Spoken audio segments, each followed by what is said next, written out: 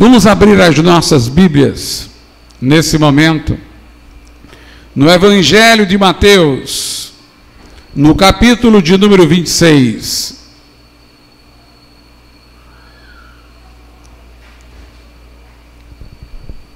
Evangelho de Mateus, capítulo 26. Leremos a partir do versículo de número 62.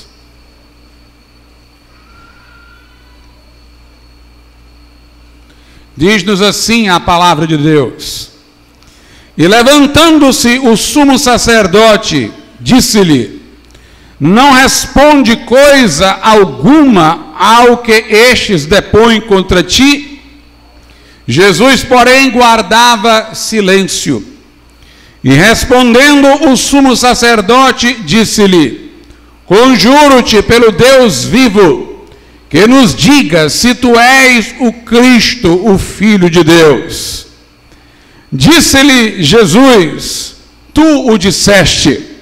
Digo-vos, porém, que vereis em breve o Filho do Homem assentado à direita do poder e vindo sobre as nuvens do céu. Então o sumo sacerdote rasgou as suas vestes, dizendo: Blasfemou! Para que precisamos ainda de testemunhas? Eis que bem ouvistes agora a sua blasfêmia. Podeis assentar. Nós temos aqui, irmãos, o momento em que Jesus foi inquirido pelo sumo sacerdote dos judeus, a fim de que se convalidasse contra ele a acusação de que ele era blasfemo, para que pudesse então as coisas seguirem em direção à sua condenação e crucificação. E o sacerdote fez uma pergunta a Jesus, mas o texto diz que Jesus guardava silêncio. O próprio sacerdote estava surpreso. Não responde coisa alguma ao que estes depõem contra ti? O verso 63 começa dizendo: Jesus, porém, guardava silêncio. O silêncio de Jesus tinha um motivo e uma razão. Quanto mais aquelas pessoas dispostas a condená-lo soubessem acerca dele, sem o crerem, mais culpadas elas seriam.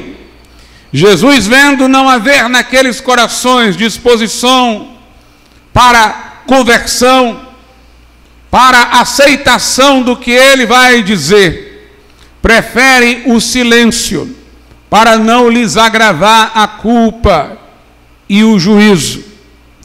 Mas o sacerdote é insistente. Diz o verso 63, e respondendo o sumo sacerdote, disse-lhe: Conjuro-te pelo Deus vivo, que nos diga se tu és o Cristo, o Filho de Deus. Esta expressão é de grande significação, de outra sorte o sacerdote não quereria pô-la na boca de Jesus. É verdade que tu és o Cristo, o Filho de Deus? Esta foi exatamente a palavra que Pedro disse, quando Jesus chamou a si os discípulos em Mateus 18, e lhes indagou, dizendo: uns falam que eu sou um profeta do Velho Testamento, ou um outro profeta, que eu sou isso, que eu sou aquilo. Mas vós, o que dizeis? Jesus, portanto, distingue os outros, os do mundo, e o povo particular dele, quando ele diz: os de fora falam isso, mas vocês dizem o quê? O que distingue dos outros? Vocês, que compreensão distinta de mim vocês têm, que os outros não possuem? E Pedro toma a frente, representando os demais discípulos pelo seu temperamento impetuoso. Nem sempre isso deu certo. Houve ocasião em que Pedro se precipitou a falar e falou bobagem, como quando Jesus disse que os discípulos o abandonariam e Pedro disse que jamais faria isso, mas Jesus disse que ele negaria 3 vezes antes do galo cantar. Nesta precipitação de Pedro em falar, entretanto, ele disse a verdade. E falou em nome de todos, e disse o que todos acreditavam. Ele disse: tu és o Cristo, o Filho do Deus vivo. Mateus reputa esta confissão de Pedro como tão valiosa que ele lembra que o sacerdote conferiu-a em relação a Cristo. Tu dizes que tu és o Cristo, Filho do Deus vivo.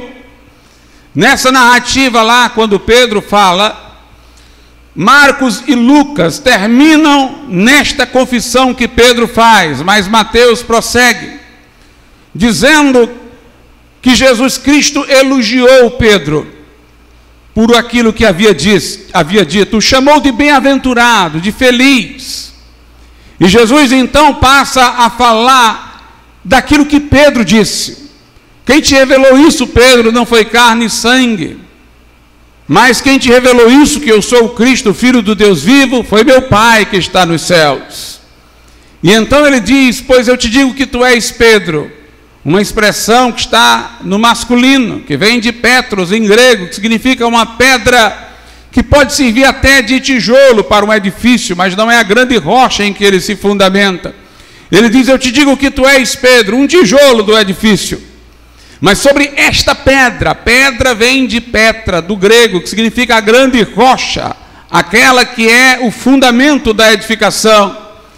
Era como se Jesus estivesse dizendo: tu és um tijolo dessa construção que é a igreja, como todos nós aqui o somos.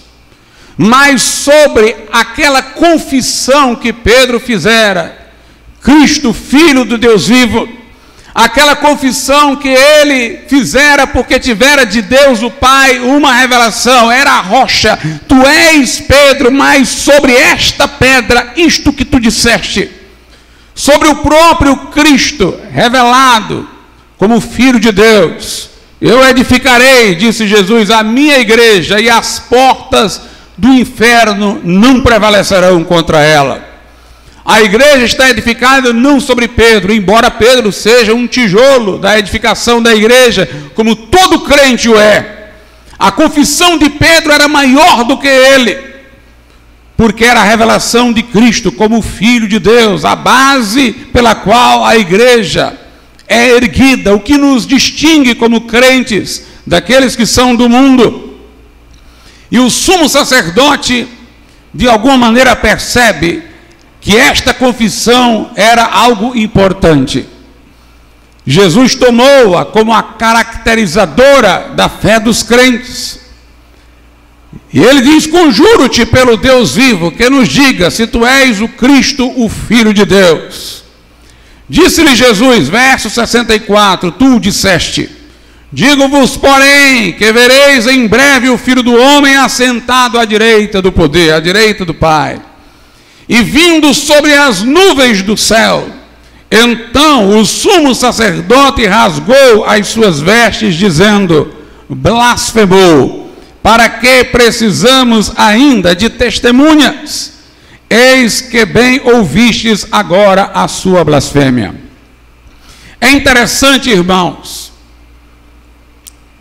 que nos colóquios que terminaram na crucificação de Cristo, nós vemos algumas coisas que foram ditas pelos que perseguiam Jesus.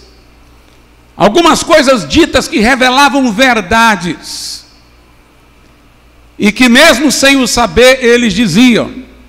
Houve o que disse assim: é melhor que um homem morra do que toda a nação pereça, indicando que se Jesus continuasse pregando, os romanos iriam vir sobre Israel, achando que esta mensagem de que Jesus era rei era algum desafio ao imperador. Então, pragmaticamente, eles raciocinaram: vamos fazer este homem morrer, para que toda a nação não tenha que morrer por causa dele. Vamos fazê-lo morrer em lugar da nação. O sacerdote disse isso com pensamentos maus no coração, mas a Bíblia diz que ele profetizou sem o saber. porque de fato Jesus morreu em lugar da nação, morreu em lugar de todos nós. E aqui, quando Jesus Cristo fala, vocês ainda vão ver o Filho do Homem à direita do poder, vindo sobre as nuvens, o sumo sacerdote ficou tão indignado que ele rasgou as suas vestes. Obviamente ele rasgou as vestes por sua indignação, mas isto tem um sentido profético, do qual ele não se deu conta. Na hora que ele rasga as vestes, é um indicativo de que o sacerdócio do Velho Testamento está chegando ao fim. No Velho Testamento, os sacerdotes entravam no templo e pelo pecado do povo ofereciam sacrifícios. O sumo sacerdote entrava na parte mais interior do templo, chamada de Santo dos Santos, lugar santíssimo, e lá oferecia um animal em sacrifício pelos pecados do povo. Esta liturgia, esta cerimônia fora instituída no Velho Testamento através de Moisés, pela revelação de Deus mediante Moisés, e era um instrumento pedagógico para o povo de Israel ser preparado para entender o que Jesus Cristo viria fazer.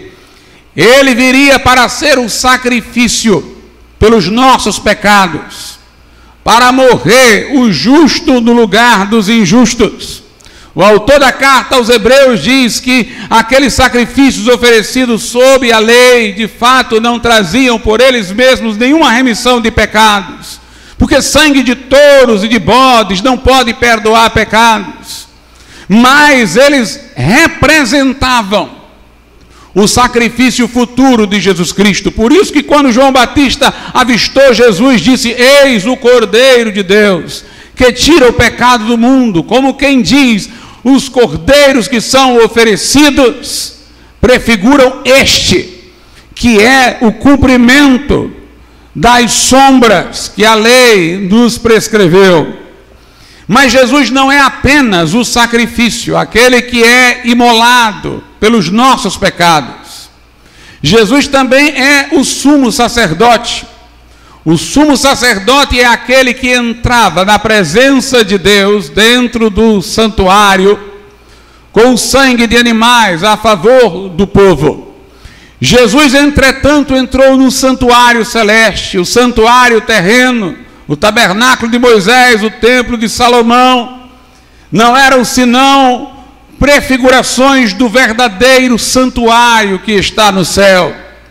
Jesus morreu lá na cruz pelos nossos pecados, mas ressuscitou ao terceiro dia, preservou no seu corpo as chagas, as marcas da cruz, e ele, indo ao céu, entrou no santuário celeste com o seu próprio sangue, oferecendo o seu próprio sangue vertido em nosso lugar, para a nossa redenção.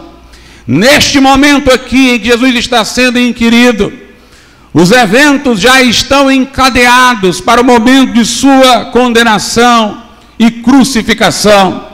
E o sacerdote, indignado, sem pensar no que estava fazendo de uma forma bíblica, rasgou as vestes. Mas isso tinha um sentido profético. Acabara-se o tempo da lei. Mudando-se o sacerdócio, muda a lei. Estava agora Jesus na posição tanto de sacrifício a ser oferecido, como de sacerdote que entraria por nós no santuário celestial. É interessante, irmãos, que lá na cruz do Calvário, quando Jesus estava morrendo, sangrando pelos nossos pecados, como sacrifício substitutivo por nossa culpa, ele deu um brado: está consumado, e um novo rasgo se deu. Diz a Bíblia Sagrada o seguinte, no Evangelho de Marcos, capítulo de número 15, verso de número 37. E Jesus, dando um grande brado, expirou, Versículo 38, e o véu do templo se rasgou em dois, de alto a baixo. Agora que o sacerdote, ao rasgar suas vestes, proclamara o fim do sacerdócio do Velho Testamento, o véu do templo também era rasgado, para indicar que este santuário agora não era o que valia. E é interessante que o véu do templo separava o santíssimo lugar, o santo dos santos, o lugar onde somente o sacerdote entrava com o sacrifício do restante. Naquele ambiente, somente o sumo sacerdote entrava e tudo estava separado por um véu, porque o véu representava os nossos pecados. Como disse o profeta Isaías, falando em nome do Senhor: a minha mão não está encolhida para que não vos possa salvar, os meus ouvidos não estão surdos para que não vos possa ouvir, mas os vossos pecados fazem separação entre vós e o vosso Deus. O véu representava a separação, e o sacerdote, quando ia além do véu com um sacrifício, indicava que o único modo de o homem chegar a Deus seria através de um sacrifício e através de um sacerdote, mas não exatamente aquele que era só prefiguração. Quando Jesus dá o brado, ele mostra que seu sacrifício foi aceito pelos nossos pecados, que a nossa culpa foi cancelada, o escrito da dívida que era contra nós foi rasgado. O véu rasga de alto a baixo, indicando o acesso livre para Deus através de Jesus Cristo. De fato, quando lá na cruz, Jesus tomou os nossos pecados sobre si, o que nos separava de Deus estava nele. O véu passara a ser o seu corpo.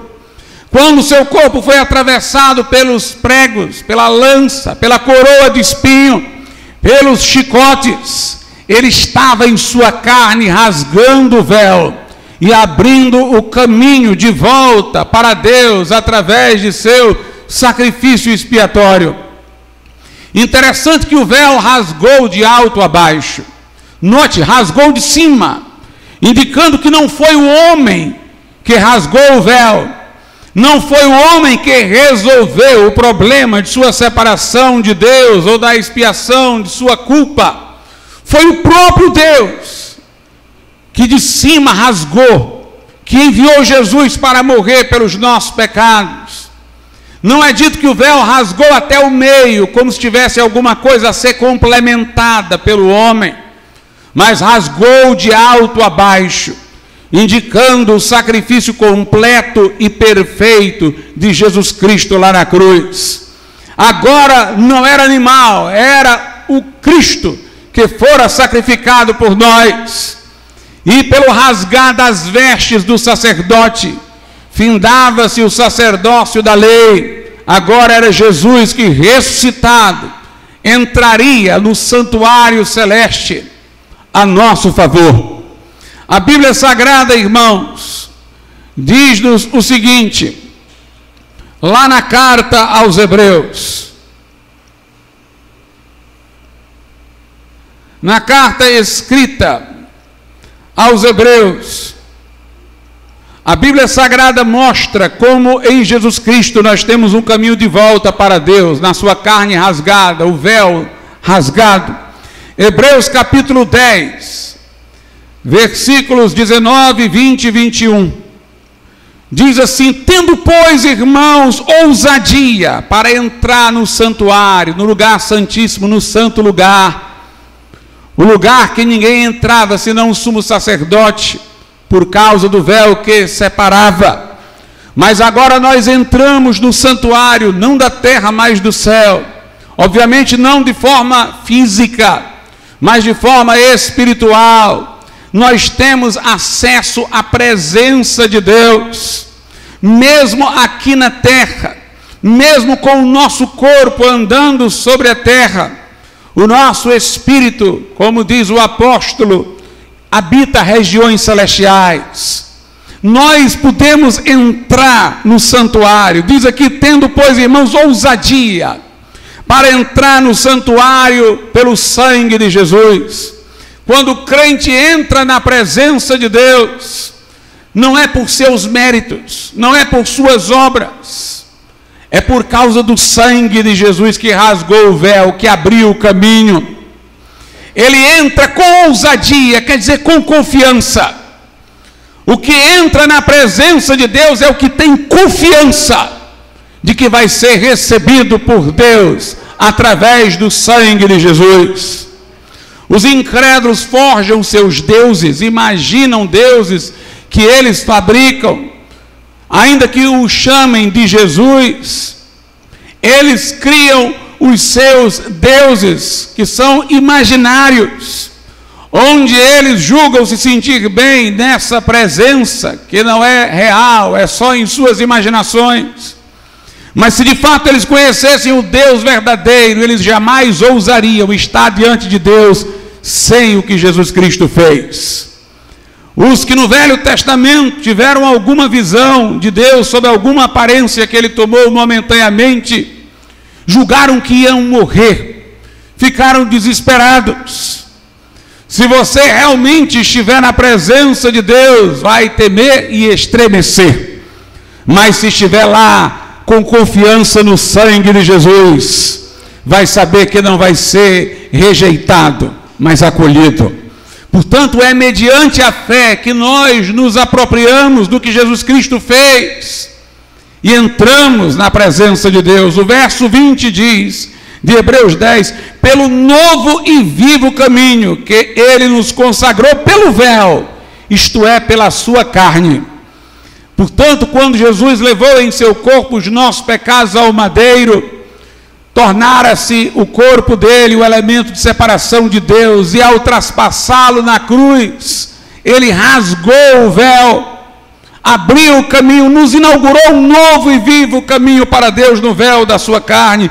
E o verso 21 diz, tendo um grande sacerdote sobre a casa de Deus. Ele é o sacerdote e ele é o sacrifício.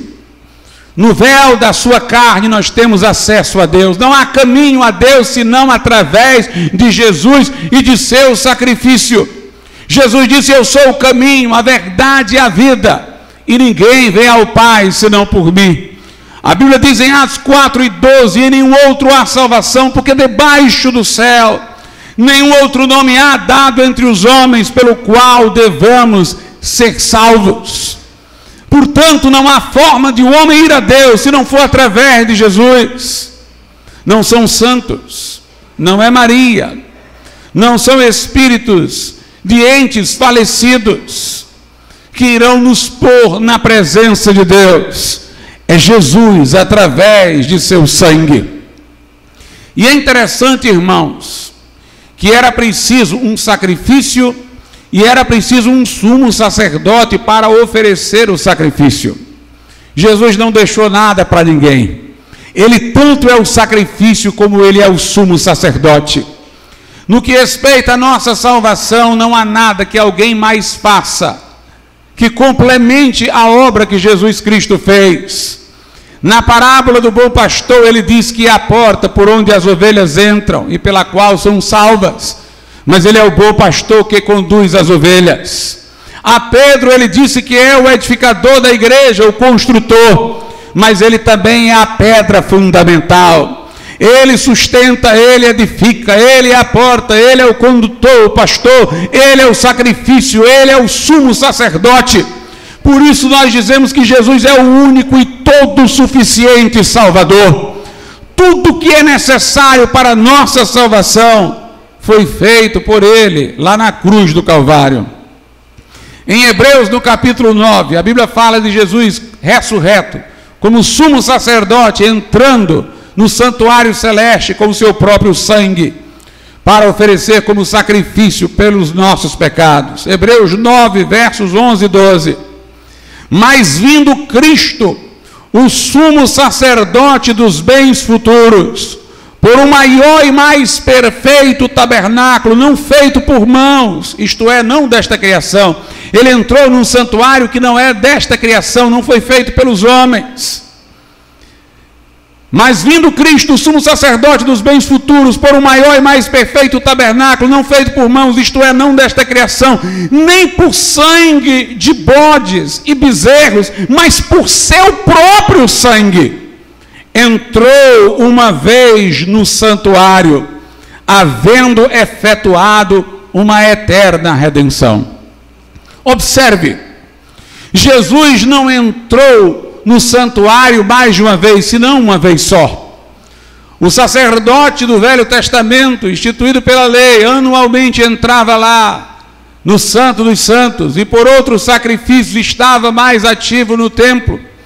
Seus ofícios eram repetitivos e cíclicos, anualmente, porque exatamente eram só representativos, eram para conservar na memória uma esperança, não traziam a solução definitiva. Mas Jesus Cristo entrou uma só vez no santuário, porque o seu sacrifício foi perfeito, foi de uma vez para sempre. E daquele sacrifício vem uma eterna redenção, nos obteve para nós que cremos uma eterna redenção. E é por isso que um verdadeiro crente nunca poderá perder a sua salvação. Porque se cogitássemos de um crente se apartar da graça e perder a salvação, então seria necessário Jesus vir fazer um outro sacrifício por ele e entrar outra vez no santuário para conseguir uma segunda salvação. Mas a Bíblia diz que ele entrou uma vez, foi sacrificado uma vez e obteve não uma salvação com prazo de validade esgotável, mas nos obteve uma eterna redenção. Em Hebreus 9, 24 diz: porque Cristo não entrou num santuário feito por mãos, figura do verdadeiro, porém no mesmo céu, para agora comparecer por nós perante a face de Deus.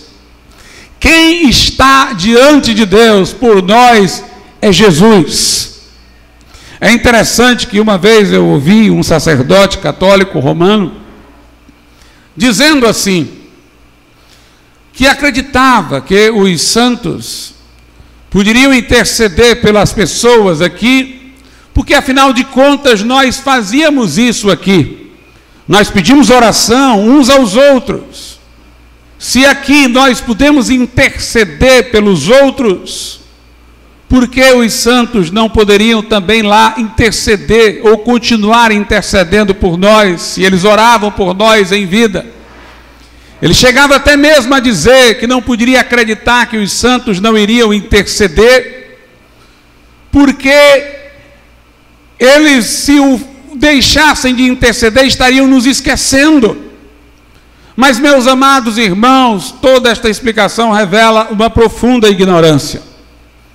Primeiramente, estas pessoas que assim o afirmam, costumam dizer que não são todos os que faleceram que podem interceder por nós, mas só os santos que foram canonizados. Então o argumento já enfraquece, porque aqui na terra qualquer crente pode interceder por mim. Se fosse uma continuidade no céu, qualquer crente então lá poderia interceder por mim, mas eles defendem que só alguns que foram canonizados é que podem ser objetos de oração para fins de intercessão. Segundo, o céu é o lugar de descanso para aqueles que viveram com Deus aqui. Quem está no céu não está sabendo do que ocorre na terra, nem se afligindo por aquilo que ocorre na terra. Está descansando na presença de Deus. E, portanto, aqueles que partiram desconhecem nossas necessidades e aflições. De outra sorte, o céu não seria céu para eles, mas um lugar de continuidade das mesmas coisas daqui da terra. Em terceiro lugar, irmãos, como eles poderiam ouvir orações feitas em várias partes da terra ao mesmo tempo a eles dirigidas? Só se gozassem de onisciência, para escutá-las todas concomitantemente, para enxergarem o que seus devotos em toda a terra lhes endereçariam. E obviamente, somente Deus é onisciente. Mas a questão responde-se aqui no verso 24 de Hebreus 9, que eu releio. Porque Cristo não entrou num santuário feito por mãos, figura do verdadeiro, porém no mesmo céu, para agora comparecer por nós perante a face de Deus. Aqui na terra, qualquer crente comparece perante Deus pelo outro, intercedendo. Mas lá no céu, só tem Jesus para comparecer diante de Deus a nosso favor. Ele sabe o que nós passamos. Há intercessores aqui, uns diante dos outros, mas lá, perante Deus, só há um que intercede. Em Hebreus 7, 25 e 26 diz: portanto, Jesus pode também salvar perfeitamente. Perfeitamente aqui quer dizer uma coisa acabada, uma coisa completa. Jesus, como dissemos, é o único e todo suficiente Salvador. Ele pode salvar completamente, sem precisar de ajuda de ninguém, os que por Ele se chegam a Deus. Note, Ele não há de salvar os que se chegam a Deus por outros, Ele há de salvar perfeitamente os que se chegam a Deus por Ele, vivendo sempre para interceder por eles. Jesus ressuscitou para viver sempre, para interceder por nós. Se Jesus está intercedendo por nós, irmãos, por que eu precisaria de outro para interceder por mim? Se o próprio Filho de Deus vive para sempre, para interceder por nós. E o verso 26 diz: porque nos convinha tal sumo sacerdote, santo, inocente, imaculado, separado dos pecadores e feito mais sublime do que os céus. Nós temos apenas um sumo sacerdote diante de Deus, que é Jesus. Em Hebreus 8 e 1 diz: ora, a suma, quer dizer a síntese, o ponto principal, diz uma tradução, do que temos dito, é que temos um só, um sumo sacerdote tal, que está sentado nos céus à destra do trono da majestade. Na primeira epístola de João, capítulo 2, João diz: nós temos um advogado para com o Pai, Jesus Cristo o justo. Eu vi também um vídeo do padre Paulo Ricardo, onde ele criticava severamente os protestantes, como ele chama. E ele disse que nós seríamos arrogantes, porque nós acharíamos que poderíamos ir diretamente a Jesus. Na visão dele, achar que poderíamos ir diretamente a Jesus seria pensar elevado acerca de nós mesmos. Quem somos nós, dizia ele, para irmos diretamente a Jesus? Quem você pensa que é, para não buscar intercessão? Jesus é Deus, nós somos homens. Mas a grande questão é essa, irmãos: Jesus é nosso mediador, intercessor e sumo sacerdote como homem. O sumo sacerdote era um representante de um povo. Jesus é nosso sumo sacerdote porque se fez carne e habitou entre nós. Ele ressuscitou com um corpo, para ele, enquanto humano, nos representar diante de Deus. Seu ofício de mediação é porque ele se fez homem. Primeira carta a Timóteo, capítulo de número 2, a Bíblia Sagrada diz o seguinte, no versículo de número 5: porque há um só Deus e um só mediador entre Deus e os homens, Jesus Cristo, homem. Portanto, Jesus, sendo Deus, segura na mão do Pai, sendo homem na nossa mão. Eu estou me aproximando de um que se fez homem como nós. Eu estou indo ao Pai através da humanidade que Jesus assumiu por mim, morrendo em meu lugar. Mas talvez alguém diga: mas quem é você para ir a Jesus mesmo como homem? Ele é santo, ele é perfeito. Meus irmãos, quem diz isso esqueceu que não fomos nós que primeiramente fomos a Jesus, foi Ele que veio a nós. O Filho do Homem veio buscar e salvar o que se havia perdido. Deus amou o mundo de tal maneira que deu o seu Filho unigênito, para que todo que nele crê não pereça, mas tenha a vida eterna. Foi Ele que veio estar entre nós, apesar de sermos pecadores. Nós não merecemos, mas sua misericórdia é grande. Quando o sacerdote romanista salienta que nós não podemos ir, ele está pensando, julgando que a razão de pensarmos ir é o nosso mérito, são as nossas obras, mas nós temos ousadia para entrar no Santo dos Santos, é pelo sangue de Jesus, não é por quem nós somos, é pelo seu grande amor com que nos amou. Jesus comeu na casa de pecadores e foi criticado pelos fariseus. Jesus teve uma pecadora chorando aos seus pés e foi rejeitado pelos fariseus, que diziam como ele é santo e ele come com os pecadores, e ele não sabe que esta mulher aos seus pés é uma pecadora. Mas Jesus disse: o médico não veio para os sãos, mas para os doentes, e eu vim chamar pecadores ao arrependimento. Até os excluídos, como os leprosos, que eram colocados de lado. Ninguém queria ser tocado por um leproso. Jesus não foi tocado por um leproso, Jesus tocou num leproso e o curou. Jesus se apresentou ressuscitado às mulheres que naquele tempo sofriam profunda discriminação. Jesus esteve na casa de Zaqueu e o redimiu. Jesus libertou Maria Madalena de seus demônios e a fez sua discípula.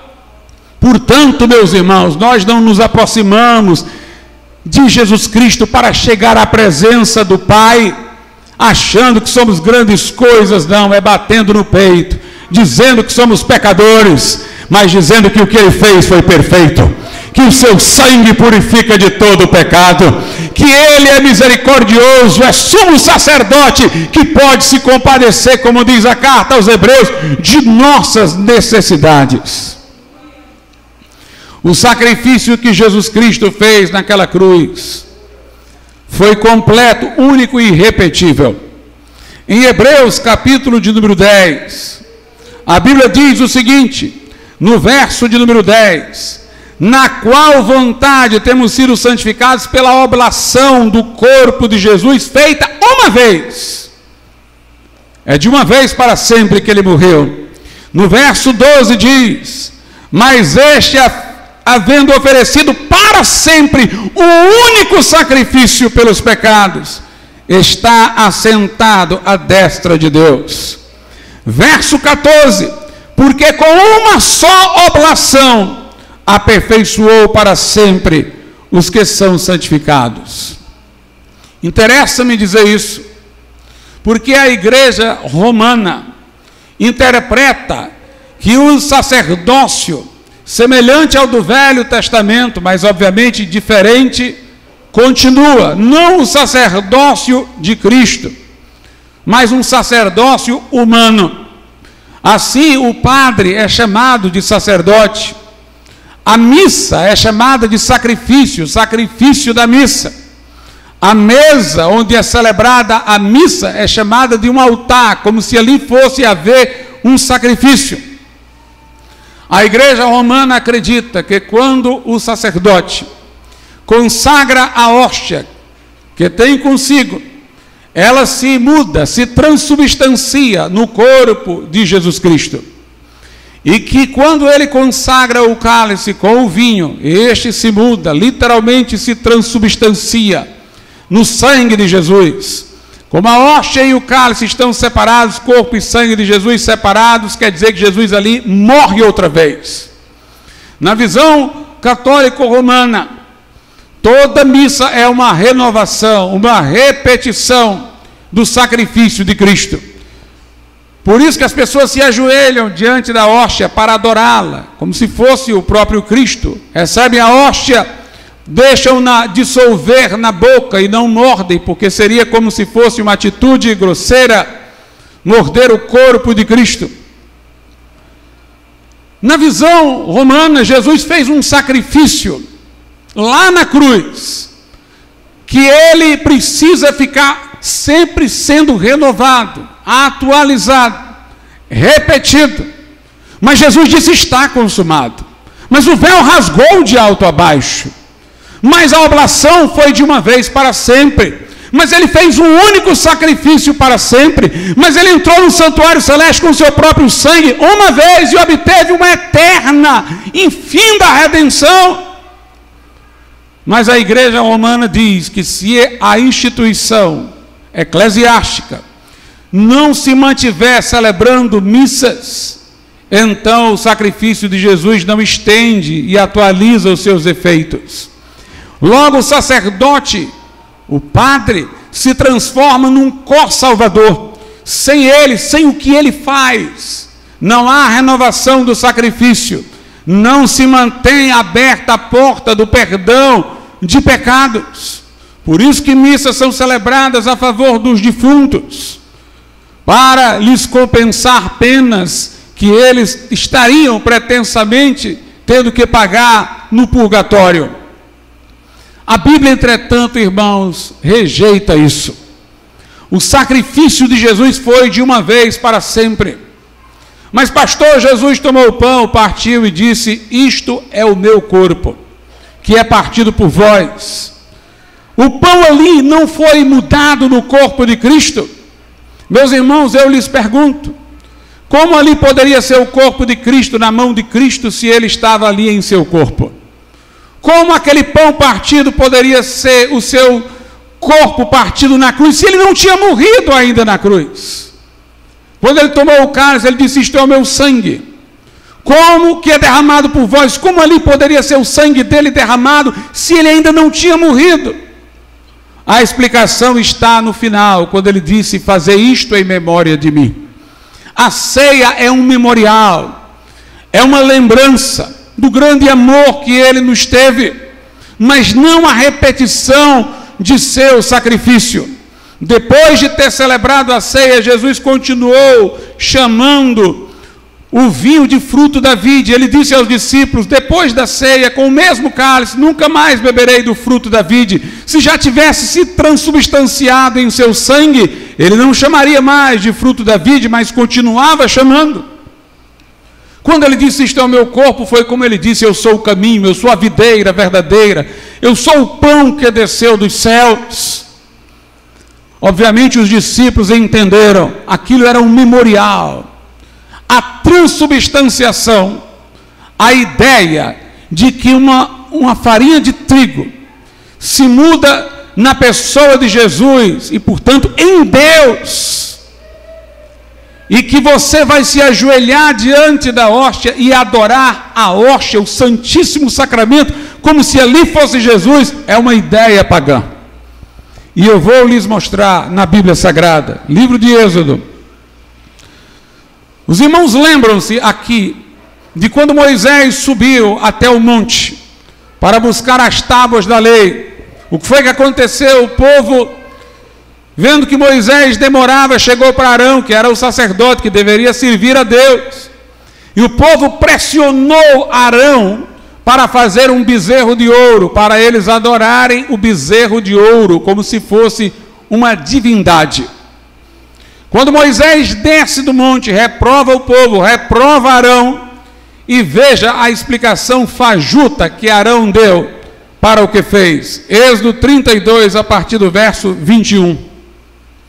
E Moisés perguntou a Arão: que tem feito este povo, que sobre ele trouxeste tamanho pecado?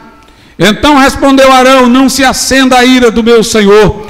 Tu sabes que este povo é inclinado ao mal, e eles me disseram: faze-nos um Deus.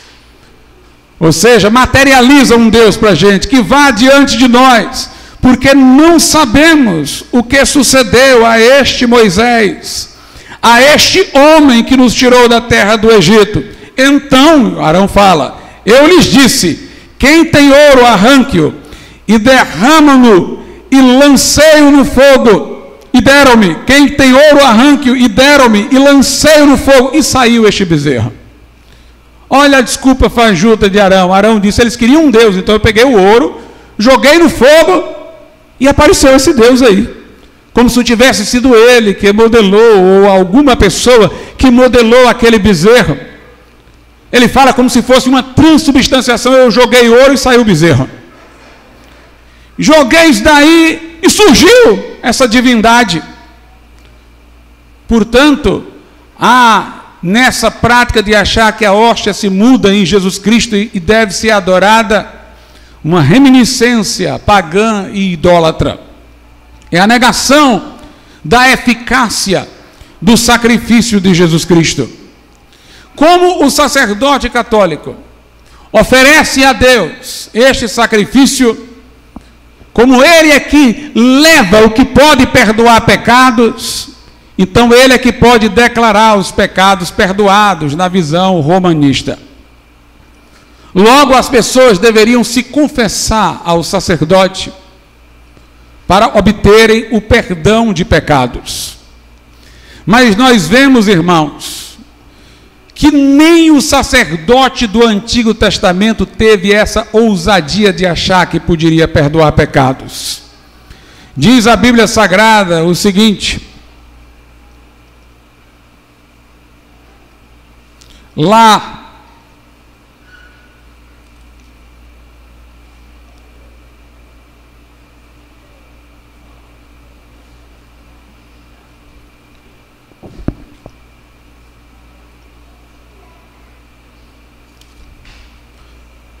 um instante só.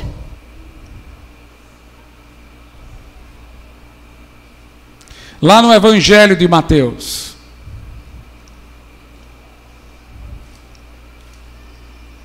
capítulo de número 27. Judas traiu Jesus por 30 moedas de prata. E ele, no desespero, quando viu o erro que fez, ele quis confessar o seu pecado ao sacerdote da lei, do Velho Testamento, para ver se o homem tinha perdão. Mas veja o que deu. Mateus 27, a partir do 3. Então Judas, o que o traíra, vendo que fora condenado, trouxe arrependido as 30 moedas de prata aos principais sacerdotes e aos anciãos, dizendo, ele se arrependeu, entre aspas, se desesperou, dizendo, pequei, traindo o sangue inocente. Eles, porém, disseram, que nos importa, isso é contigo. E ele, atirando para o templo as moedas de prata, retirou-se e foi enforcar-se. Note, ele disse aos sacerdotes, quando viu a besteira que fez, pequei contra sangue inocente. Mas aquele sacerdote da lei não achou que tinha autoridade para perdoar pecados. Ele disse, que nos importa? Isso é contigo. Assim disseram os sacerdotes. Pedro orienta um homem a orar a Deus e pedir que perdoe o seu pecado. Não orienta um homem a ir a um confessionário para que ele o possa perdoar. Em Atos 8, a Bíblia diz assim no versículo 20, Pedro reprova um homem que transgrediu, e veja o que diz, mas disse-lhe Pedro, o teu dinheiro seja contigo para a perdição, pois cuidaste que o dom de Deus se alcança por dinheiro. Um homem que queria ter privilégios com Deus através do ganho. Pedro continua a reprovação, tu não tens parte nem sorte nesta palavra, porque o teu coração não é reto diante de Deus. Arrepende-te, pois, dessa tua iniquidade e ora a Deus, para ver porventura, para que porventura te seja perdoado o pensamento do teu coração. Pedro não diz arrepende-te e confessa ao sacerdote, arrepende-te e ora a Deus, para ver se Deus perdoa os teus pecados. Na primeira epístola de João, capítulo 1, verso 9, a Bíblia diz que se confessarmos a Cristo os nossos pecados, Ele, Jesus, é fiel e justo para nos perdoar os pecados e purificar de toda injustiça. Um sacrifício perfeito, um sumo sacerdote completo. A Bíblia diz que nós somos sacerdotes, mas em um outro sentido. Não no sentido que nos distinga uns dos outros, mas que nos iguale. Todos nós agimos em nome de Jesus, oramos em nome de Jesus, atuamos quando pregamos, quando oramos através do seu sacerdócio. Então todo crente é sacerdote. Não há aqui alguns que sejam sacerdotes e outros não. Todos somos sacerdotes. Mas a Bíblia diz que nós somos sacerdotes, todos nós crentes. Não naquele sentido exclusivo de Jesus. Nós somos sacerdotes não para oferecer sacrifícios pelos pecados. Nós somos sacerdotes para oferecer a Deus adoração, sacrifícios espirituais, culto, adoração. E todo crente pode fazê-lo. Nosso sacerdócio não é litúrgico, cerimonial, sacramental. O nosso sacerdócio, irmãos, é a liberdade que temos para entrar no lugar santíssimo e adorar a Deus e falar com Deus. Neste sentido, todos nós somos sacerdotes. Pedro diz o seguinte, na sua epístola, primeira epístola de Pedro, capítulo 2, verso 5 em diante. Pedro diz, vós também, como pedras vivas, sois edificados. Aquilo que eu disse.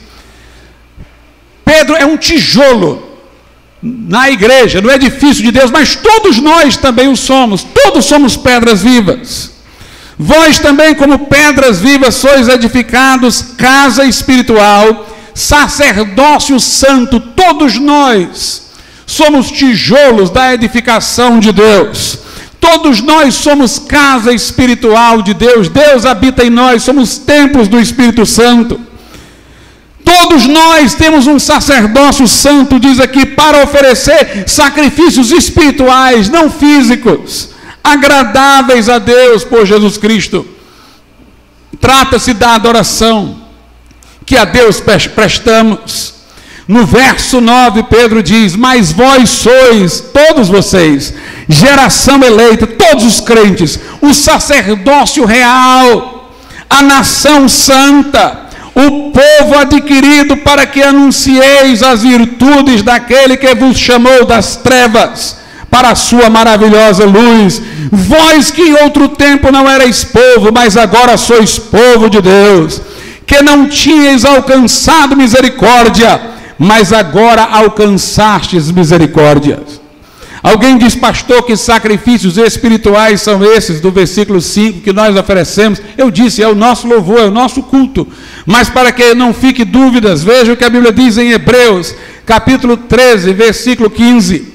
Portanto, ofereçamos sempre para Ele, a Deus, sacrifícios de louvor, pois é o fruto dos lábios que confessam o seu nome. Todos nós somos sacerdotes para oferecer não aquele sacrifício que nos reconcilia com Deus, mas para agora já reconciliados com Deus por aquele sacrifício único de Jesus, podermos entrar na presença de Deus pelo sangue de Cristo e oferecermos a Deus louvor, os sacrifícios espirituais, o nosso louvor, a expressão da nossa gratidão. Mas sacrifício pelos pecados, nem eu nem você podemos oferecer, nem padre, nem pastor, nem papa. Só Jesus podia oferecer um sacrifício perfeito e completo. Apresentou no céu uma única vez, sentou-se à direita de Deus. É o refúgio daqueles que nele creem, é o socorro bem presente daqueles que o invocam. É o Salvador que perdoa a culpa daqueles que se arrependem e nele creem. E é aquele que nunca vai se esquecer dos crentes lá no céu, mas estará intercedendo por nós para sempre. Vamos ficar de pé.